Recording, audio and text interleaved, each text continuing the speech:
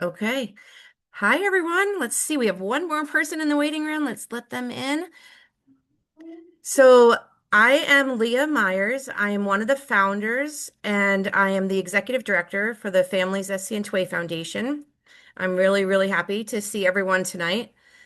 Tonight's topic is the DRAGONFLY study, which is the natural history study for SCN2A.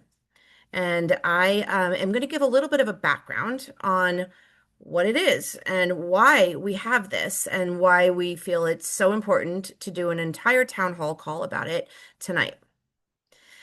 So, when I first started the Facebook group, most of you are in this Facebook group still. I started it, I called it SCN2A epilepsy.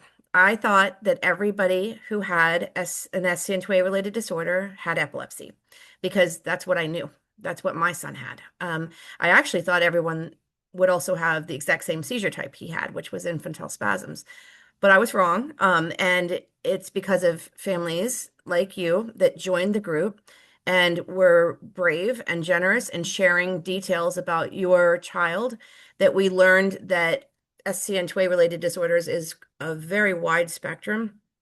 And we started to define the spectrum for the professionals, which is pretty cool. So the tables turned, and now I was telling the professionals what SCN2A actually looks like. And even today, we're still defining the spectrum when new families join. I would have never, 8 years ago, I would have never ever imagined that you could have an SCN2A related disorder and not have epilepsy, but you can. Actually, most of the families that are joining now do not have epilepsy. And the only way to know that is by collecting data. So it was one of the very first things that we did was we joined forces with the Simons Foundation, and we entrusted them with our family's data. And um, they did an amazing job for many, many years, and they still have probably the largest amount of data on SCN2A amongst all of the registries out there. Um, as we became more aware of the spectrum, we realized that we needed a little bit more data that was could show the difference on paper of what my son looks like compared to your child. And sometimes in measurements, it doesn't always show a big difference. So, like, let's say the Vineland, a lot of the scoring, it will look like everyone's the same. Everyone, even if your child can talk and mine can't, they look the same on paper. So we needed to measure with more granularity. We needed to measure smaller things. Um, we have a researcher, her name is Dr. Ann Berg, who talks about weighing a mouse. You put the mouse on the bathroom scale and even though the mouse is like really getting heavy and you can see that it's changing, it's not showing on the scale. And that's the same thing for SCN2A. It's really hard to show on normal scales. So we have done a lot of work at looking at different measurements and determining which ones show the most granularity within our community. And that was the study called the Clinical Trial Readiness Study that we completed a few years ago. The data is still being requested and used for clinical trial protocols with different scientists, with clinicians to learn more about SCN2A. And that study informed our next study, which is the Dragonfly study, which is what we're talking about today. The Dragonfly study is an evergreen study. That means it's going to collect information forever. So every 6 months, you'll get a request to update your information in Dragonfly. The Families SC2A Foundation believes that participating in research is the most important thing you can do to contribute to the research and to get us to clinical trials and treatments quicker. I am very, very excited to introduce some of my teammates that are here today. We have and we have Brad Bryan. Brad, you want to wave? There's Brad. Brad has built our Dragonfly study. He manages it and he also evaluates all of the data. He's here to show you some really cool data trends that we're finding in the data, in the early data. We also have Morgan and Helen, who are both clinical coordinators who you may have spoken with about the Dragonfly over the last several months. And we have Melody Kaiser, and she's on camera tonight. She's our Director of Advocacy and Education. Jenny Burke is on the call. Jenny is our board chair. And we have Dr. Heather Olson from Boston Children's Hospital. Heather's been on our medical advisory board for many, many years. And tonight, Heather's going to talk a little bit about why it's so important to participate in Dragonfly study or in registries and natural history studies and what the importance of these are for professionals. I am now honored to turn it over to Brad to walk us through some of the early data. Thanks, Brad. Hey, hey, thanks, Leah. And thanks everybody for jumping on board, whether it's morning or evening or whatever time it is where you're at. I'm going to share my screen really quickly, and you guys tell me if you can see this. Should be popping up right now. Looks good. All right, excellent. Thanks, Leah. All right, so introduce myself. I'm Dr. Brad Bryan. I'm a scientific advisor and director of the registry for the SEN2A for Families SEN2A Foundation and the Dragonfly Study specifically. We've been running this study for a couple of years now, and I hope you guys have been able to participate in it because it's really told us, like Leah said, a ton of information about the community. And I think that's what Leah said really just explain the biggest reason why we need something like the Dragonfly. When you have the perception that epilepsy, that's what SEN2A, related disorders are. And then when you start looking at the data and you're like, wow, there's so much wild variance across the community that you have to be able to get this and capture it so that not only we can understand it, but researchers can understand it. But when you go to your clinician and you talk to them, unless we can show them this data and say, this is the breadth of what SEN2A looks like, then they're all going to be treating you like Leah's son Ben, or they're all going to be treating you like the person that they know that had SEN2A related disorders. And so it's really important that we capture this information. I'm going to show you a little bit of data from the Dragonfly study, and this is really from about the first year of the study. I'm going to show you a lot of graphs and stuff. It's not important really that you understand the graphs and see it, but I'm going to try to give you kind of a high level of what it looks like. But before we get started, if you haven't signed up with the Dragonfly study, please type in "I am rare." You'll see that up at the top right in green. Type in "I am rare" and Dragonfly in any search engine, and you're going to find it. It's going to come up. I'm not exactly sure what the URL is here, but if you type that in, you're going to find it. You go to log in and sign up, enter your information, and begin taking the registry. And they'll send you a friendly email every 6 months or so to update your information. It may take you a good chunk of time, maybe 45 minutes to an hour the first time, but the next times you go in and fill it out, it's much shorter. But I'll tell you just a little bit about what we have right now. Right now, we have 189 people consented in the registry, that's a big win for us. We got 157 of those that have responded to surveys. And then in total, we have a ton of different surveys in the Dragonfly. We've got nearly 2,000 survey submissions. And that was as of this afternoon, those were our most updated numbers. And so, like I said, if your number is not counted in the survey respondents, please go sign up and enter your information because it definitely moves the needle for our understanding. The types of things it captures, of course, it gets your contact information. It gets basic things like demographics and family socioeconomics, but it also gets like your genetic testing and your medical history all the way back to, prenatal type history, medications and effectiveness of those medications, and then things like supportive therapy, whether it's a communication device or whether it's like a orthotic assistive device or something like that. And the coolest thing, which I'm going to show you today, is is one of the developmental assessments that we have in the study. I've been doing a lot of analysis on it over the last month or so, and we actually have a manuscript that we're working to publish on this. And I'll give you sort of the high level overview of what we found from it because it is really cool. So A lot of graphs here, a lot of dots. Don't worry so much about it. But I will sort of walk you through what we found. Just like Leah said, it's interesting if you look over on that left bar or left graph, and the first thing that says epilepsy, less than 50% of the individuals who participate in the Dragonfly registry have ever had epilepsy. And so the majority of individuals that have SCN2A actually they don't have epilepsy. It's 50-50. It's about 50-50, but it's a little bit less than 50%. Most of the things that we see are actually communication impairments, and that's greater than 90% of the people have challenges with communication, challenges with cognition, challenges with behavioral issues. And then just north of that epilepsy is you see a lot of autism spectrum disorders as well.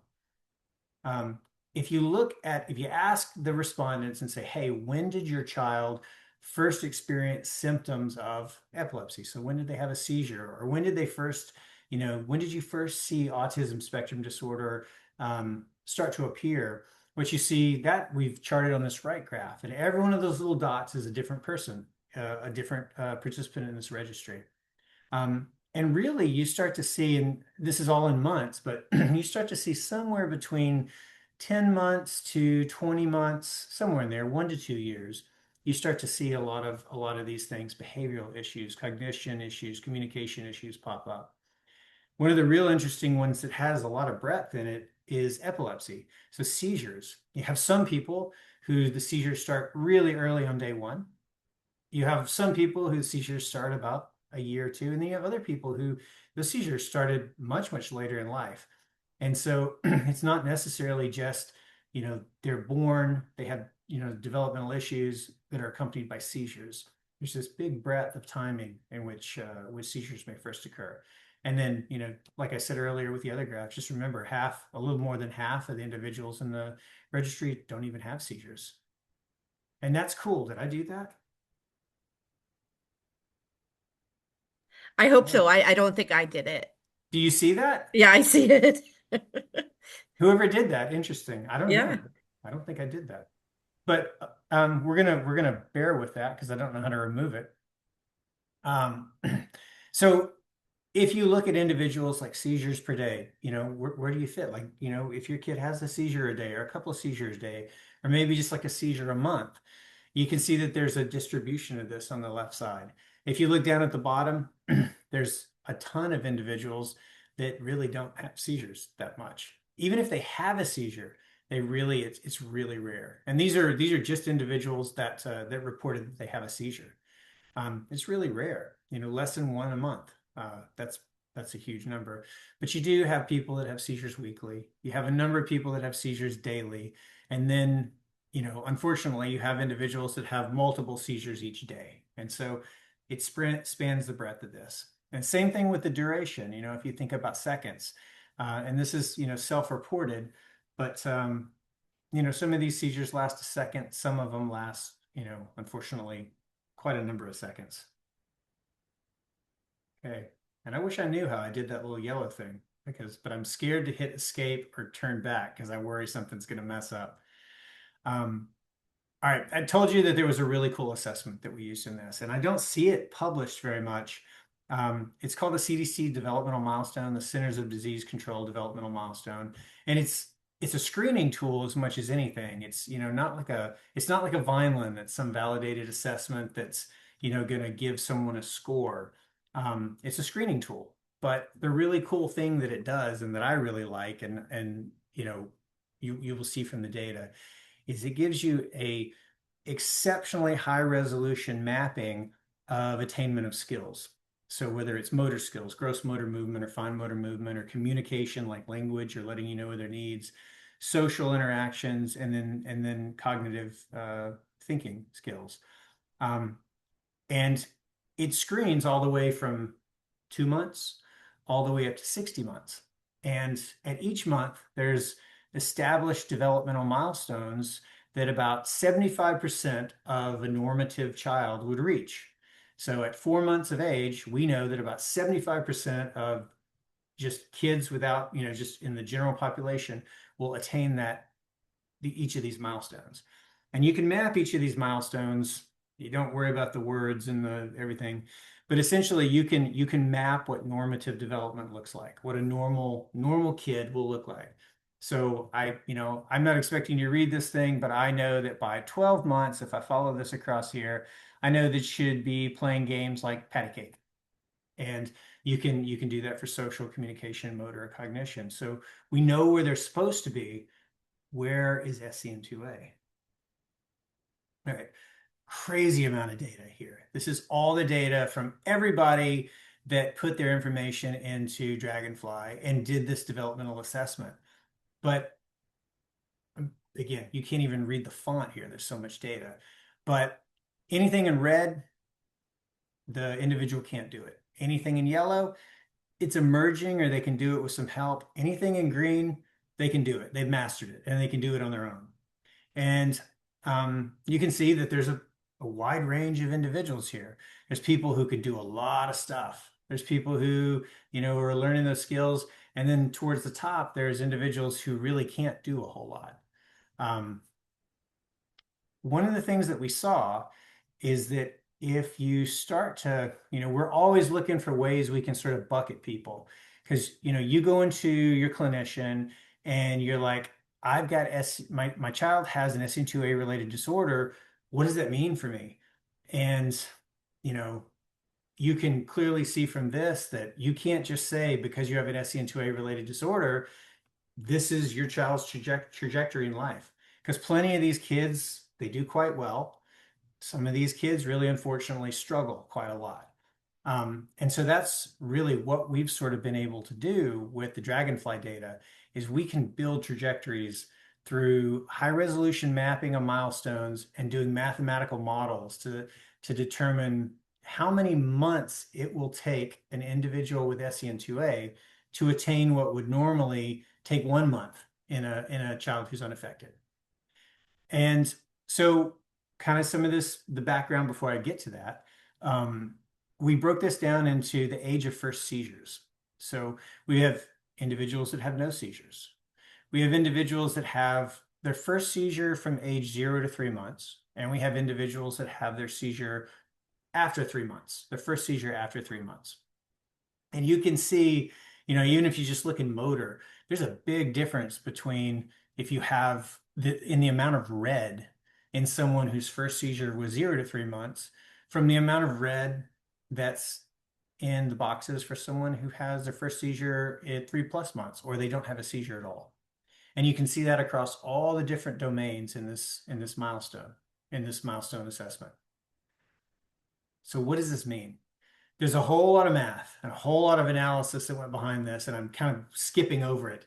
But to get to the point, um, if you do what's called linear regression models on these high resolution maps, what you can see is that in this little chart over here, you see normative control. That means just a normal child who doesn't have neurodevelopmental disorders. To gain 1 month of motor skill takes them 1 month of biological age.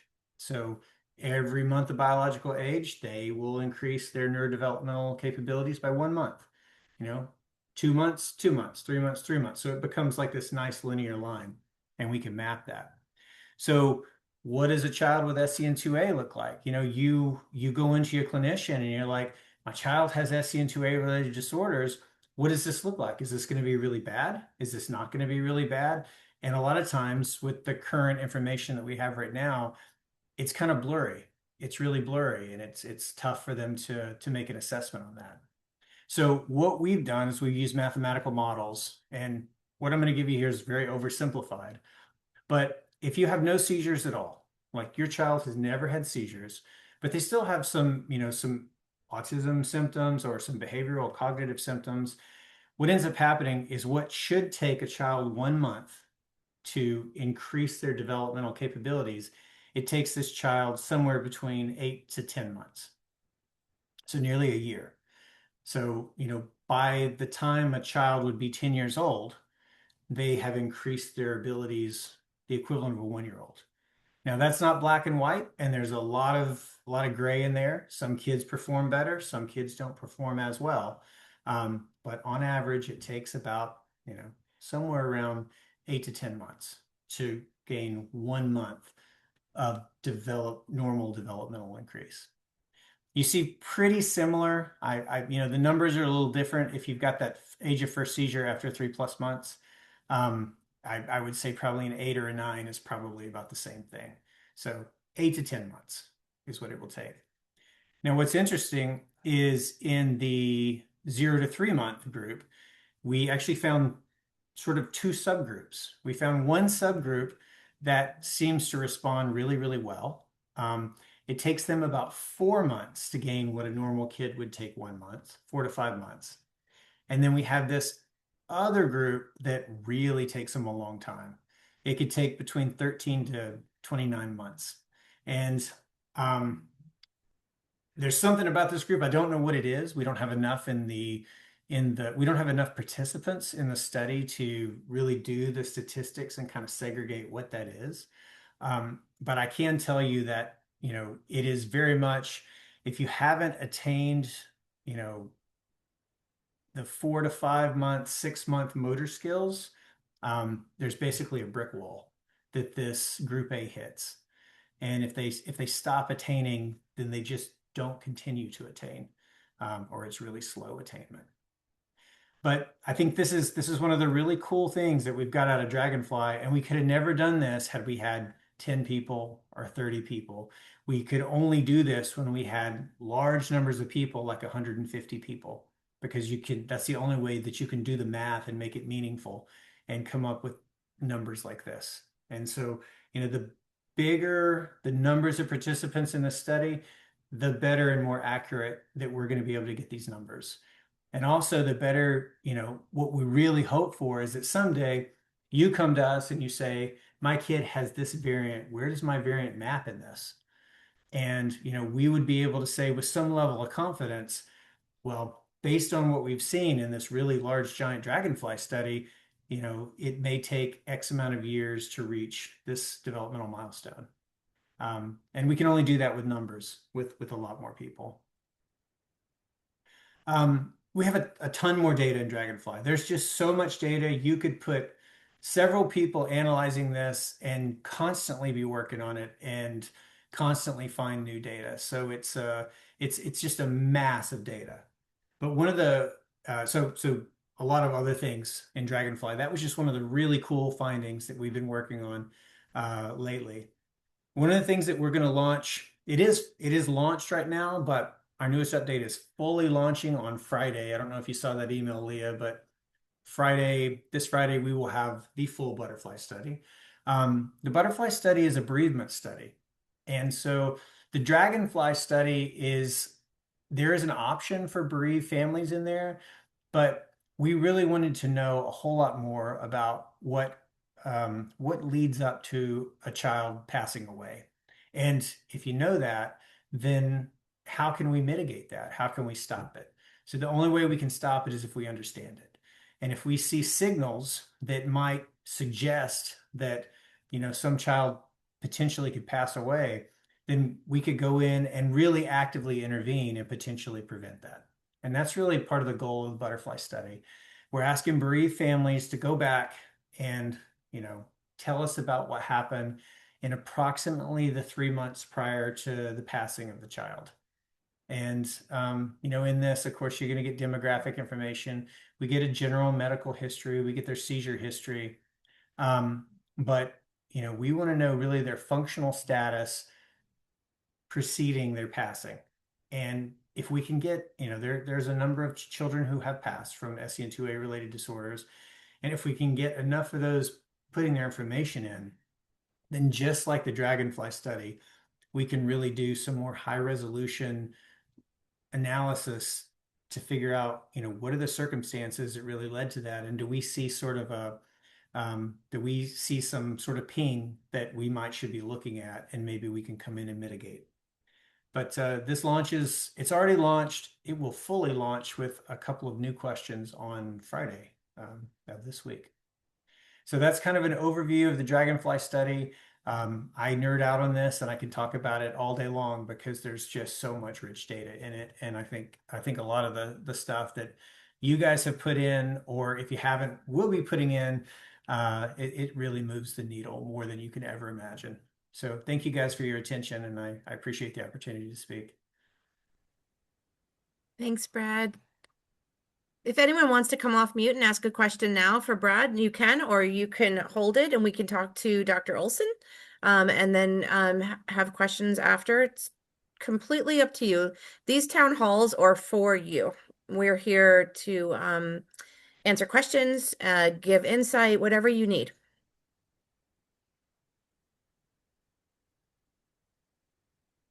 Okay. Dr. Olson, thank you so much for getting on a call after a long, busy day in the clinic. We truly Thanks for having me. appreciate everything that you do for our community, especially serving on the medical advisory board as long as you have.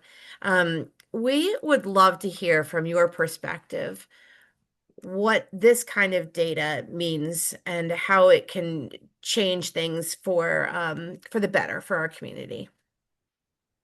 Sure. So I'm a child neurologist, and I've worked on early life genetic epilepsies, SCN2A, and others for epilepsy and developmental disorders, I should say, to clarify, for a long time in clinical research and in clinical practice. And so I've seen research from a bunch of different avenues, and there's different ways we can approach it. We can look at medical records and kind of pull out what we do, but we're really not very good at documenting in a systematic way. And so compared, yes, we can get a lot of information from medical records of clinical visits, but not quite in the same way as like the dragonfly study prospectively, where things are collected in a very organized way, that everybody is doing it the same and selecting specific options each time, that you can really calculate and track that data. So Leah and Brad both kind of talked a little bit about how we want to understand the full spectrum. Often, when a genetic disorder is identified, we understand the most severe end of the spectrum first, because those are the kids who are first identified. Thankfully, we're starting to diagnose more and more and understanding broader spectrums, both because we've known about SCN2A for a while and because more people are getting tested. That's still bottleneck in some areas, but there are guidelines out there to suggest genetic testing in both developmental disorders and in epilepsy, and so that's helping to get more diagnoses. But we need formal data to understand the full breadth of it's not even one disease, one disorder, really. It's a few disorders, and spectrum thereof. And even with a single variant, you can have a lot of variation within single families or across families with the same variant. So we need to understand the range of impacts and how they happen, how things change over time. So the longitudinal aspect of it is really nice, because it lets you say, well, what happens in the normal path of somebody with this disorder if I'm not intervening other than the standard of care today. And so that we know, number one, what are the different groups and how might they be addressed differently in when we think about clinical trials and prospective interventions. How do we measure change in this population, and how do we know that it's different than what's happening without an intervention? And that becomes really key when we start thinking about interventional therapies that are more targeting the gene problem, like the gene therapies and whatnot. Some of those studies will have a control sham arm, but some of them are going to lean on observational data to say, am I making things better or not, especially the early stage studies. And that's a really important question with regards to, do we expose more of the community to understand this disorder, or am I maybe going to get FDA approval and treat people with this intervention based on comparing to a population? I don't know if the dragonfly is going to be that or not, but there are examples out there where observational data, especially natural history data, has been used as comparison in interventional trials. So it's being able to understand the disease really well and what groups are there. That guides the scientists in developing therapies and adjusting how we treat you with the things we know how to do. So who should be getting EKGs? Who should be going to physiatry? We can create better care models and suggestions for things that we can do hit the ground running now, whether or not you want to participate in interventional studies. We can take care of you better if we understand you and your kids and your loved ones better. And it helps plan for interventional trials to appropriately measure change and know what is better. Thank you. That's very, very helpful. Just for an example, right now we're currently in a hotel room in Philadelphia. We have back-to-back appointments at the Children's Hospital of Philadelphia, and none of them are for seizures. They're all for co-occurring conditions.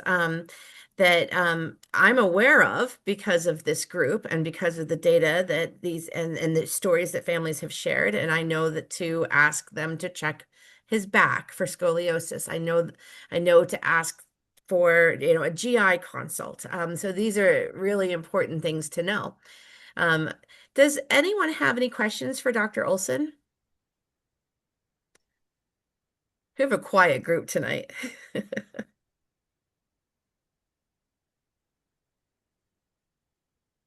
Multitasking, which is totally fine. I Yeah, guess I it's could ask one on behalf of the group. I'm sorry, my camera's off. I'm got a bit of a sore throat.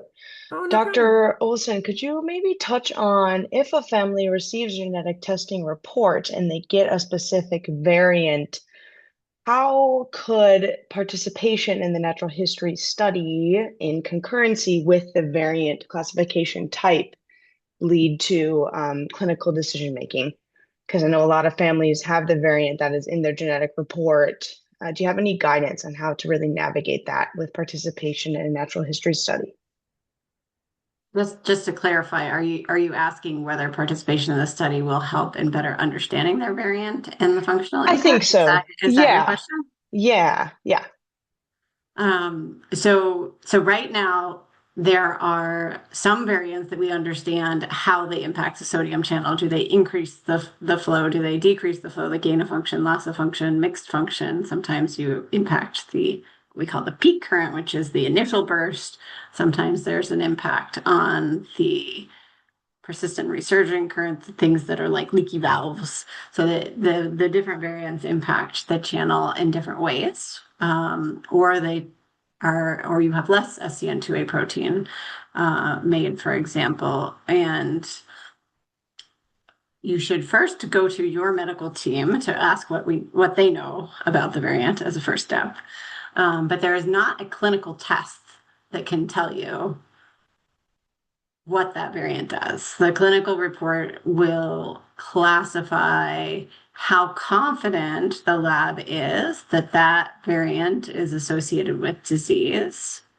Then your clinical team has to say, does it explain my, or does it explain my problem, the patient's, your children, your family members, challenges. And then beyond that, it does help us sometimes to know whether it's gain of function, loss of function, but we can't always know that from the report. And there's not a clinical test that can tell us that now. The more you participate in research, the more we can try to tease out the differences based on the variants that we know. And some teams, like Dennis Lall's team, are trying to create sort of prediction tools. So we can say, this is what we've learned about these variants. How do I then pull that in based on different variants, different clinical characteristics to make a judgment call on whether it's more likely gain or loss of function? And honestly, clinically, we have a sense of that. But your question about, how does participation in research help? I think the main way that it might help you is by getting your variant out there, so that when the teams that are doing your functional analysis want to test more variants, you're getting your clinical information and your variant out there. That's sort of low-hanging fruit for the next round of testing if we're able to do more functional analyses, and that might benefit you in learning that over time on a research basis, even though it's not available as a clinical test. Now, I can't promise you, Leah, tell me if you know differently, but I can't promise you that by putting your variant in there, you're going to get an answer on the functional work, because that's not prospectively funded currently. Currently, yeah, you're right. So for the clinical trial readiness, we were very lucky to have Al George do all of the analysis of each variant that participated in the clinical trial readiness study. And Dr. Olson, I was thinking about it, as these analyses happen, wouldn't it be great if we could then put them somewhere so then when a new family is diagnosed with the same variant, the genetic testing company has access to that analysis and can use it to help inform the next family. I imagine that's probably going to happen through ClinVar eventually, right? It's not a validated clinical grade test right now, so it's probably not, to be Oh, honest. okay. At this point, if there's you need enough replicates, enough confidence, and eventually hopefully that data will get published and be available. And if there's uncertainties and it impacts care, certainly have your physicians reach out to any of us on the medical scientific advisory board, and we Yeah, I tell them the families if they contact me or research, then we'll get the questions answered. It might take a few minutes, but we'll do it. Um, and there are ways of looking into, like, if your team doesn't know enough to give a full consult, like neurogenetics feedback based on your report with what is known today, whether or not there's functional data. There are groups around the country who have more expertise in neurogenetics, and we can help guide you to the right team, and figure that out. It's not a perfect system. Some areas have expertise, and others that are more remote, it can be a little trickier. But we can always work with your physician as well. Brittany asked in the group about exactly what we're talking about when we say functional tests. Great. So the genetic report tells you the gene, which is SCN2A. It goes for a sodium channel that's expressed in the brain. And it tells us the spelling change and or if there's a piece missing of that gene. So it tells us what is happening at the coding level. So it's sort of like a recipe book, and we know what's wrong with the recipe. But what we don't necessarily know is if that recipe was for a cookie, how is it going to change how the cookie looked? So my daughter did a science experiment with changing one ingredient in each of the cookie recipes, and some of them were fluffier, and some of them were crunchier, some of them were sweet, and some of them weren't. So what we don't have is a great prediction of how does that recipe change impact the way that the sodium channel is going to work, just like the cookie. So a functional test is something that scientists can do in a laboratory to say this channel has a job in the brain that helps regulate the electrical activity. Is it causing more electrical activity? Is it causing less electrical activity? It just, like, any change dialing up or down changes how that channel works, or maybe there's not enough of the channel. It's a little bit more clear from the genetics if it's just not going to be enough of the channel. But when there's a spelling change, it's harder to predict. And so in the laboratory, they can do electrical tests to actually gauge, is it dialing it up? Is it dialing it down? In what ways is it changing it? So that's what I mean by a functional test, but that's not a test that your doctor can order. That's only done on a research basis. And we don't currently have a well-funded study doing that systematically. And some variants are easier to test, some variants are harder to test. There's different mechanisms of doing that. So it's not something that I'm going to tell everybody to go ask for. I think we need to learn more about that over time. I wish everybody could get it done, but it's not simple. And we can look at your variant and help you to determine if a functional test is even necessary. Because if they're protein truncation variants, then it's not necessary to do a functional test. Is that right? Yeah, that's a good point. So there are certain variants that we can look at it and we say we understand what this is doing.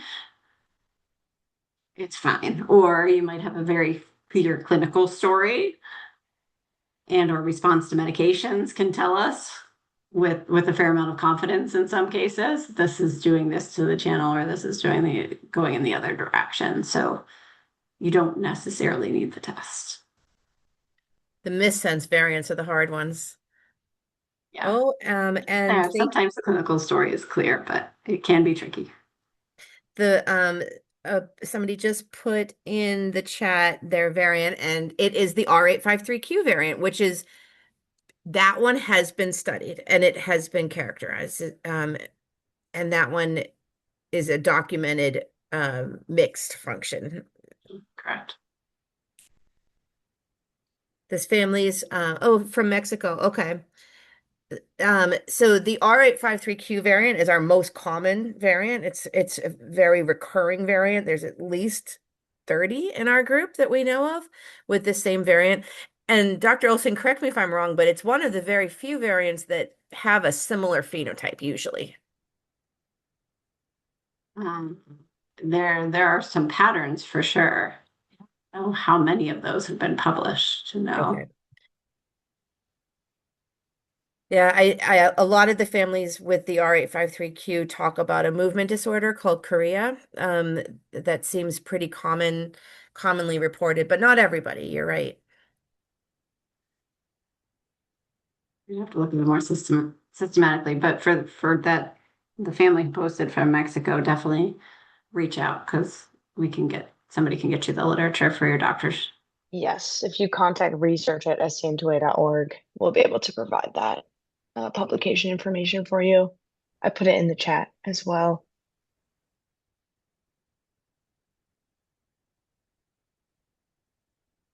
Oh, For yep, the involuntary movements.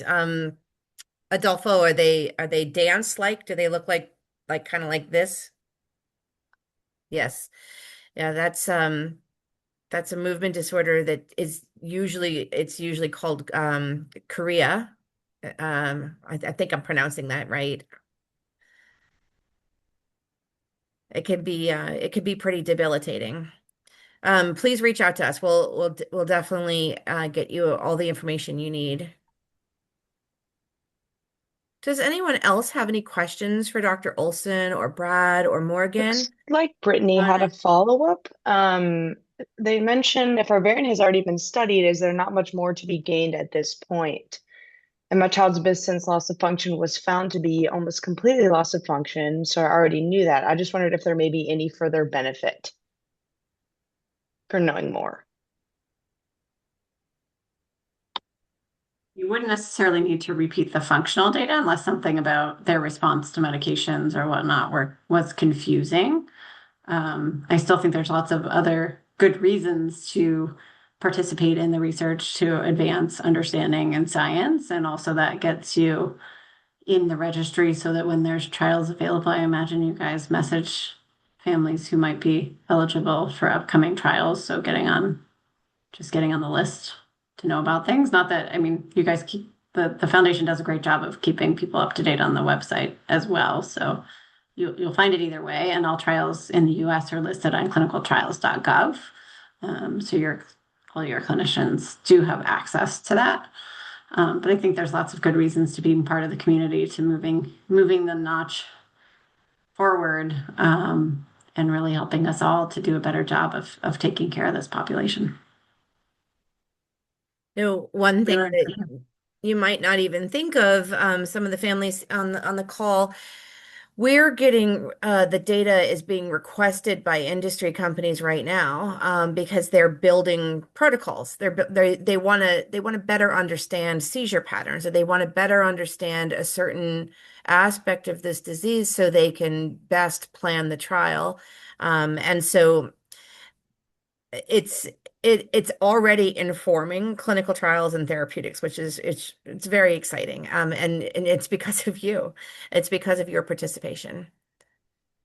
And one thing I didn't mention, which is really important, is that by doing this, you're showing the industry groups we're a community who can come together. We can rally, we can enroll, we can participate. Even when there's not an intervention, I can show up and I can get these things done. And you cannot underestimate how far that goes. So industry groups reach out to me all the time. I have this technology.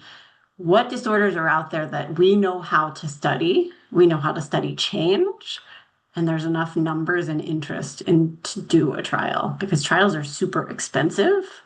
They want to pick something that they know is going to be successful. And so this is your way of saying, we can do this. It's a very good point. Leah, there's some conversation in the chat about patient-centered drug development and FDA plausible pathways. I don't know if you want to talk about that a little bit more with the larger group. Melody, do you want to talk about it? I'm happy to, or Okay. Brad Yeah, also shared some please. information. I want to, whoever wants to jump in. I dropped a link in here that's a recording from a Nord webinar that talked about it, but please, Melody, you probably know more than anyone on this call about that. And I'm going to be gathering a lot more information at the next conference that I'm heading to at World Orphan Drug Congress. The FDA frequently changes new opportunities or new pathways or new ways that they engage. But what's been consistent in my experience is that they need this data. They need this natural history data to show change. So if you're doing any kind of intervention at all, you have to be able to show the FDA that the intervention made a difference. And the best way to show that is to have the projected what you expect to happen versus what actually happened. And that's where this robust data comes in. I know Brad spoke a little bit about it in the chat as well. So please, Brad, feel free to come off and jump in. But I cannot overemphasize how important it is to have this data and how it's one of the very first steps, as Leah had mentioned, when an industry group, and Dr. Olson also mentioned, when an industry group is considering working on a trial, one of the first questions they ask is, do you have natural history data? Because otherwise they have to create it. And the quality of the data that's being collected in the Dragonfly study is significantly above what you typically hear about with, an advocacy run patient registry group that sometimes FDA will consider for endpoint development, but they won't necessarily consider for reducing the size of a clinical trial placebo arm or even potentially removing it. But when you have a trial that's run, or excuse me, a natural history study that's run as well and as detailed as this one, you often will get some more consideration in the clinical trial design that really helps shrink the size of the trial or the length of the trial. So Brad, I know you could speak a lot more about the data aspects of it if you want to No, I think you said it really jump in. well. I think probably the best use case for this is, if the community, if the participant or if the individual has seizures, then it's really easy. Clinical trials, just like we've got our clinical endpoint, we know it's seizures, seizure count. But what about for the over 50% of the community that doesn't have seizures? That's where this is really important. If you don't have seizures, like pharma is sitting there looking at it going, well, I don't really know what I need to be measuring in a clinical trial. And I think that's really the big purpose of these registries, whether it's Dragonfly or any of them, is, okay, seizures, yeah, we've got it, but what about no seizures? What are we measuring? Are we measuring sleep? Are we measuring behavior? Are we measuring, so it's things like that. And I think, with this plausible mechanism, it really allows you to shrink the size of that study down.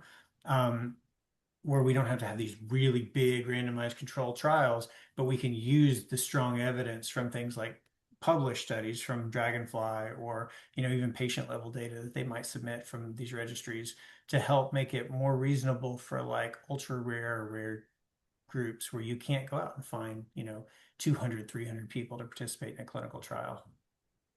So I think it's a good thing. It's really wonderful. And there are multiple complementary efforts. So, Brad's got this incredible publication that he's been able to create with this data, but we're also collecting data from all kinds of sources. And so some of you on the Facebook group may have heard about the snorkel study that we've launched, and that's collecting everything else. Brad's doing it in a very systematic, qualitative way. And then Snorkel's capturing everything else. Every comment that somebody puts on Facebook is helping us, develop a list of themes of what's important to families. And every conversation that you have in the process of preparing for the patient-focused drug development meeting that we're having in the fall with the FDA, all of that information on the qualitative, as they say, data, we're collecting that too. And so to have publications with both the analysis that Brad's able to do, and then the analysis from the snorkel study will give this huge, beautiful picture to the FDA for any drug development efforts as they're coming to review some drugs that are going to be under review this year or future drug evaluations or even future clinical trial design. So it's all helpful information that's helping to move the drug development process forward.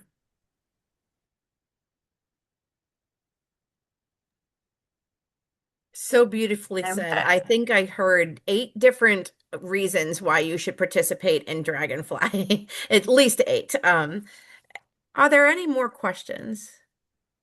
I'll just add to the caveat there. You guys are doing great. I think that you as a community are seen as a very strong group, can rally together. So this is not to say that people aren't doing well. It's to say that you are doing well and keep going. And also to realize that there are times when you can participate and there are times when things are harder and you can't, and that's okay too. Research is optional and you can opt in and pause as much as is needed.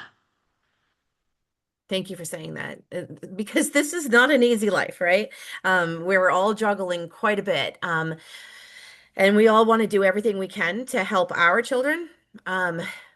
But you participating in this trial, I mean, in this study, doesn't just help your child, it helps my child. And it helps Jenny's child and it helps Mindy's child. So it just to me, it's the best thing that you can do to keep things moving in the right direction. Adolfo Also says he's appreciate that registering you're now. giving up your already not enough sleep to fill out these surveys, and that is not to be understated. It's a huge undertaking. Yeah, but if you're up at 2 And o'clock well in the morning appreciated. anyways. Yeah, I mean, I fully agree. It is incredible work, and I'm just acknowledging the hard work that you're putting in. And it's important. It matters, and it does move the needle.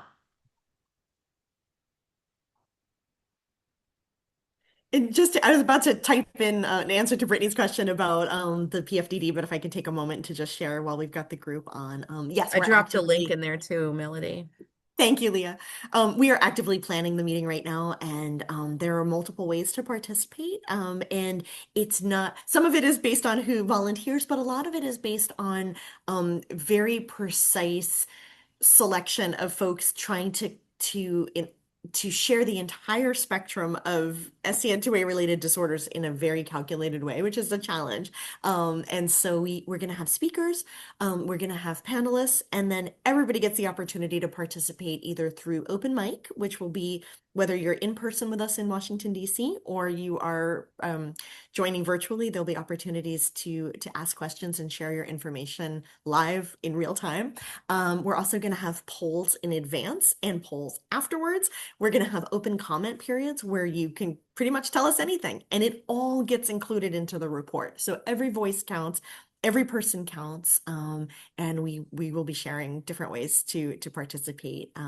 But for right now, in this exact moment, the data collection is going to be happening first in the Facebook group as we launch the snorkel study. I think we're maybe 2 weeks away from it actually going live. Right now, we're in the mandatory notification period. So the snorkel study is IRB approved, and one of the conditions is that we give participants 30 days notice that we'll start collecting de-identified data. And so what that means is we're not going to write in our report that, Brittany said her kid does this. We're going to be looking at the conversations and picking up themes to figure out what's most important to the community. So for example, looking to say like, oh, people were talking about Leah, I know you posted something recently about like heat related illness and dysautonomia. Like, okay, that's a conversation. And who else? What are other people saying? And and just trying to capture that real live important data that's family generated as opposed to you answering questions that we pose. We're analyzing what's important to you and what you're choosing to ask about. So that's the very first start, but there'll be so many other opportunities to contribute to the PFDD meeting, and we'll be keeping you posted.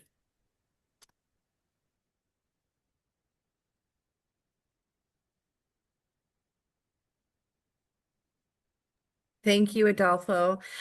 That's amazing. Okay, well, I think we're at time here, so I am going to thank all of our amazing team for joining tonight and all of the families who joined. Thank you so much. We can't do this without you, obviously. We will make this recording available if you want to rewatch it or if you've missed any part of it. Thank you, Dr. Olson. Thank you, Brad. Thank you, Morgan, Helen, Melody, Jenny. Have a good night. For having me. Bye, everybody. Have a good night, everyone. Right. Sweetie pie.